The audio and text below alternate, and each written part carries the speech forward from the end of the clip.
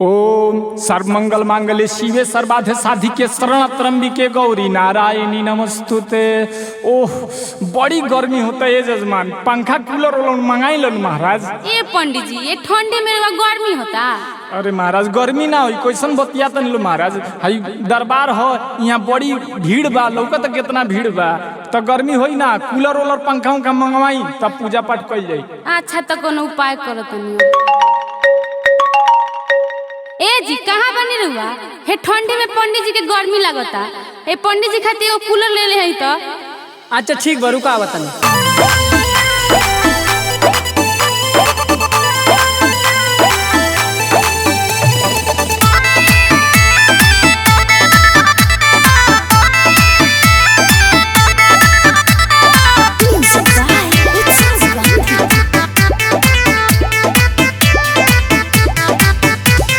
चढ़ते दशहरा तू काहे खिसियइलू?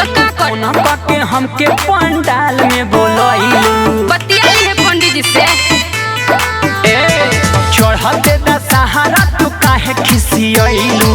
कोना पाके हमके पंडाल में बोलइलू?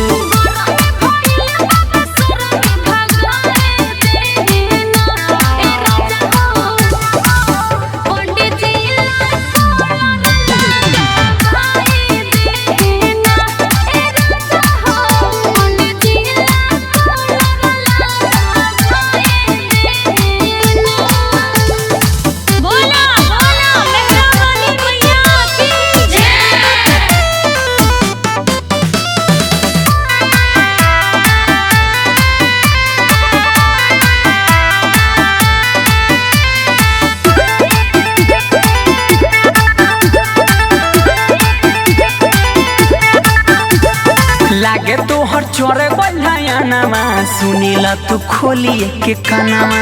ओहो एमे हमार का गलती बा? धूप ही अगर बहते बुताई कैसे होई माई के पूजा नामा?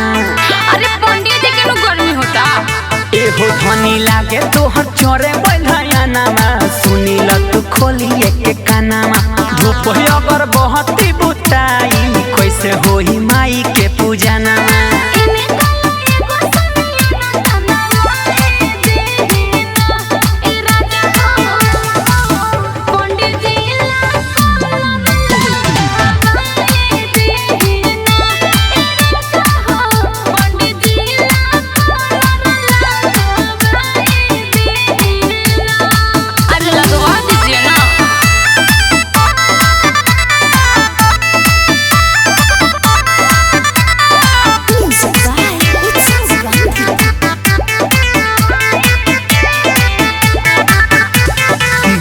मन होई ना उपैया कहता सारा भी संजैया।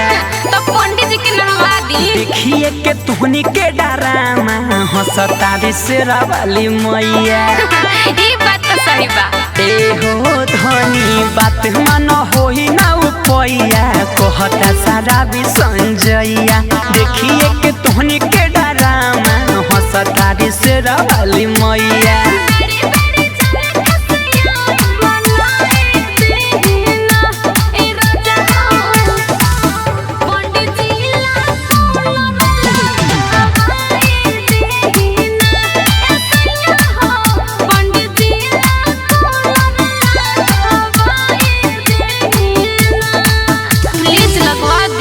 Ambe recording studio Delhi.